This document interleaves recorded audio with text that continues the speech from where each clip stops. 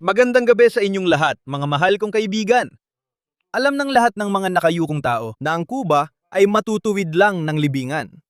Pero ang totoo, hindi tumitigil ang medisina at siyensya. At may mga natuklasang paraan para maitama ang pagkakayuko, pati na rin ang postura na mas epektibo kaysa sa mga paraan ng libingan.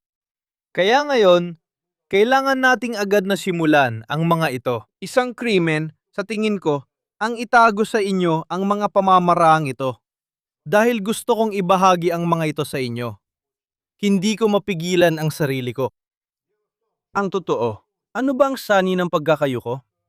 Alam na ng lahat ito. Nabasa na ng lahat sa mga libro at diaryo na mahina ang mga kalamnan natin dito sa likod at pinaikling mga kalamnan dito sa harap. Sa likod, alin ang mga iyon? Ang rhomboid, gitnang trapezius, ibabang bahagi at itaas na bahagi. Kanino mas nanginghibabaw ang alin at dito naman sa ginoong ito, dito ay pareho lang ang tono ng mga kalamnan sa likod at harap.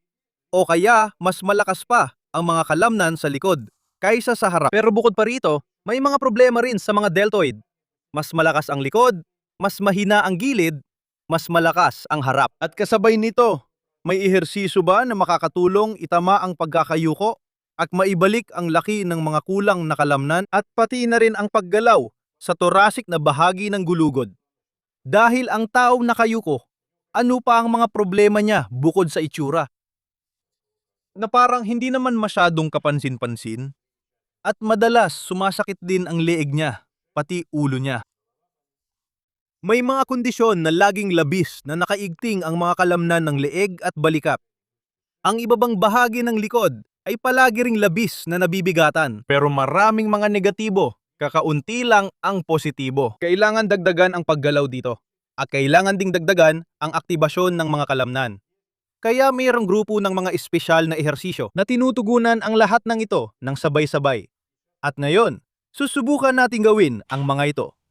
Kaya mga kaibigan, para sa unang ehersisyo, kakailanganin ninyo ng ganitong uri ng roller na ginagamit para sa masahe. Anong gagawin natin? Isandal natin.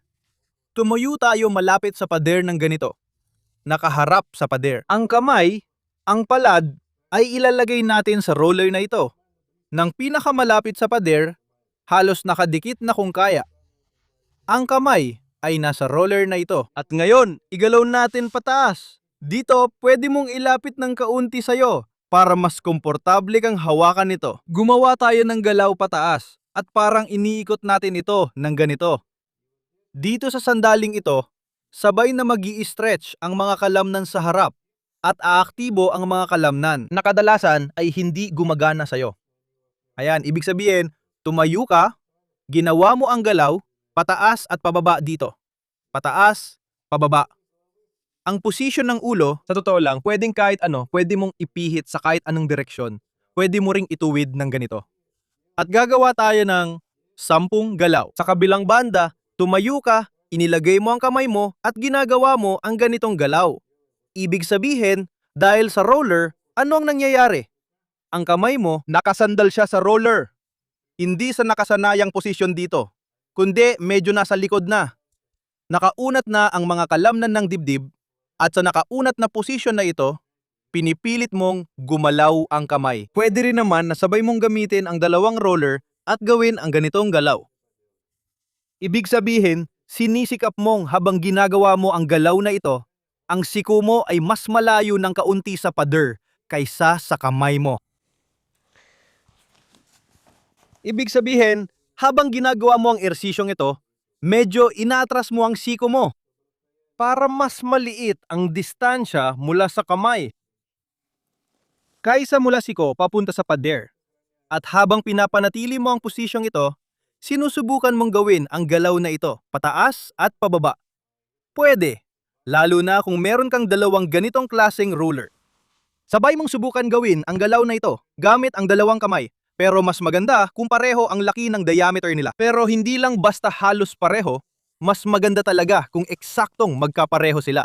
Dito, medyo magkaiba sila. Pero para sa siyensya, pwede tayong magsakripisyo. Ayan, ito yung galaw na pasulong paatras. Pasulong paatras.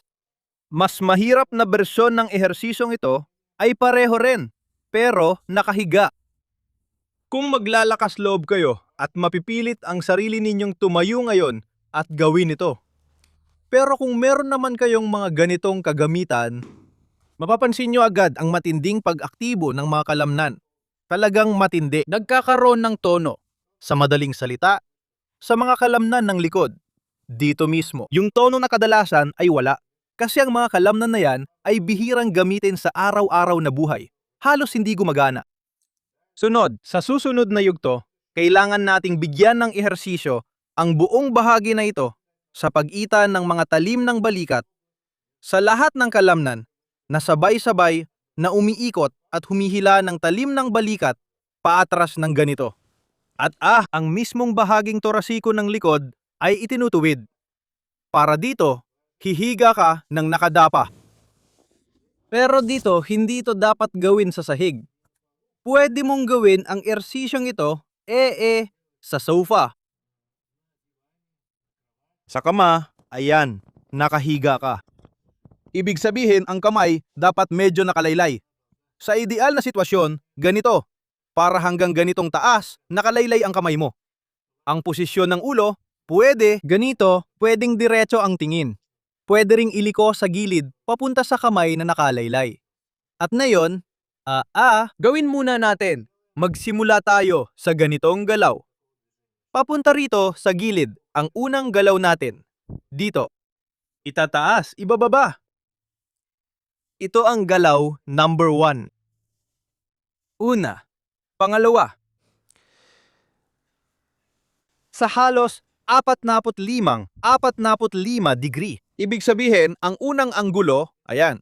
Kung kukunin natin itong kama natin, ang braso ay nasa 90 degree. Kaugnay ng kama ng sopa. Ito ang unang anggulo ng paggalaw. Ayan na yon, pangalawang anggulo, 45 degree. Ikatlong anggulo, 45 degree pababa. Kasunod, ika-4 na anggulo pataas. Halos ganon. Ang bisig, paralel. Subukan mong gawin. Sige, tuwid ang braso.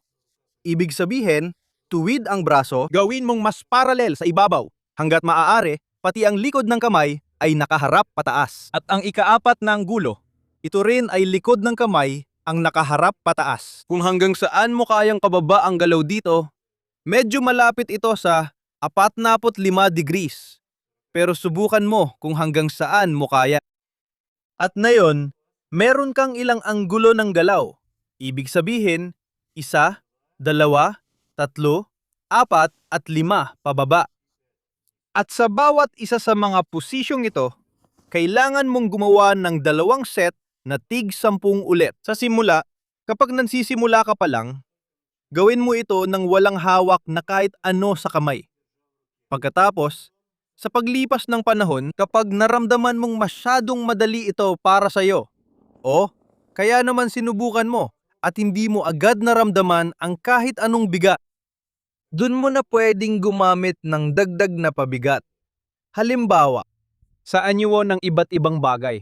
Dumbbell, kung nagsisimula ka pa lang, pwede mo ring gamitin ang bote ng tubig. Halimbawa, maglagay ka ng tubig, kalahating litro, meron ka ng kalahating kilo, 1 litro, 1 kilo na yon. Kaya nga, tubig, kung ibang likido naman, siyempre, gamitin nyo na lang ang mga formula para malaman nyo kung gaano karami talaga. Kaya mga kaibigan, ito ang una nating posisyon. Dito, nakaharap pasulong ang likod ng kamay, itinaas, ibinaba. Kung sisimulan nyo na may bigat at nararamdaman nyong hindi na kaya itaas, o may sumasakit, o may hindi komportableng pakiramdam, ibig sabihin, kailangan bawasan ang bigat o bawasan ang bilang ng ulit. O kung ang bigat ay pinakamababa na, magsimula na lang ng walang bigat. Pangalawang anggulo, 45 degrees. Gawin din ng 2 o 3 set na tig 10. Dito, subukan yung gawin ng mas mabagal. Lalo na itong negatibong bahagi ng galaw, ibig sabihin, ibaba ang kamay pabalik sa panimulang posisyon ng mas mabagal. Dahil pwede mong itaas ang kamay gamit lang ang inertia, parang ganito. Itataas mo lang ang kamay at kahit papaano, gawin nyo ng mas mabagal ang pabalik na galaw para talagang ma-exercise ang kalamnan. Ibig sabihin, hindi kailangan gawing mabilis ang galaw.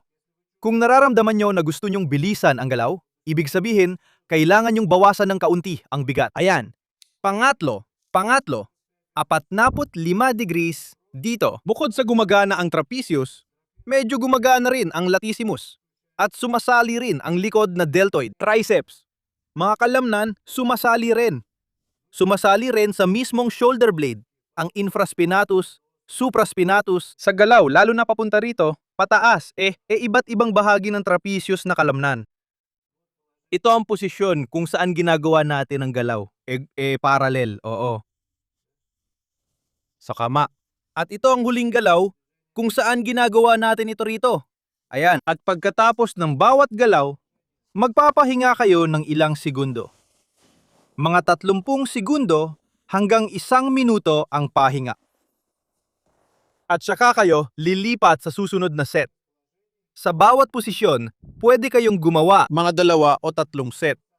Siyempre, kailangan ninyong gawin din ito sa kabilang side, sa magkabilang panig. Tinitraining ninyo ang buong grupong ito ng mga kalamnan sa pagitan ng mga talim ng balikat. Bukod pa dyan, gumagana rin ang likod na deltoid, infraspinatus na kalamnan, supraspinatus na kalamnan, bahagyang ang latissimus dorsi, at syempre, ang rhomboid. Lahat ng yan ay mga kalamnan na bihirang magamit sa araw-araw na buhay. Kadalasan ay kulang sa ehersisyo ang mga ito. At sa ganitong paraan, maaari niyong dagdagan ang kanilang pag-aktibo. At syempre mga kaibigan, hindi ko pwedeng baliwalain ang mga manonood na ayaw masyadong gumalaw at mas gusto ang hindi aktibong pamumuhay. Para sa inyo, maaring ito lang ang tanging bahagi ng set na ito na gagawin ninyo. O baka hindi nyo pa nga ito gawin. Pero kahit panoorin nyo lang, baka kahit papaano may muscle na medyo mag-tension sa inyo. Tinatawag itong autogenic training. Kapag pinapanood mo kung paano nagte-training ang ibang tao, parang napapagod ka rin kahit papaano. Parang ganun. At yung kasiyahan na hindi mo na kailangang gawin mismo. Ngayon, ano ang susunod na ehersisyo? Kukuha ka ng bolster sa bahay, pwede na ang karaniwang unan. O kaya'y tiklupin mo ang kumot. At hihiga ka dito gamit ang bahagi sa pagitan ng mga talim ng balikat. At ilalagay mo ang mga kamay mo dito sa likod. Kung hindi mo mailapag ng maayos ang mga kamay mo, bahagya mo lang silang ibuka ng mas malapad. Hanapin mo ang posisyon kung saan mailalapag mo sila. Sa sahig, kung sa sahig mo ginagawa, o kaya sa sofa. At sa posisyong ito, basta humiga ka lang at magpahinga. Kung nararamdaman mong sumusobra ang pagkaarko o masyadong nagtetense ang iyong ibabang likod, maaari mong bawasan ang taas ng rolyo na ito. O kaya, maaari mo ring itiklop ang mga binti mo para mabawasan ang bigat sa ibabang likod. Kung nakakaramdam ka ng hindi komportable kapag sumusobra ang pagkaarko nito. Kung ayos lang ang lahat, kung walang problema, basta humiga ka lang ng ganito at magpahinga.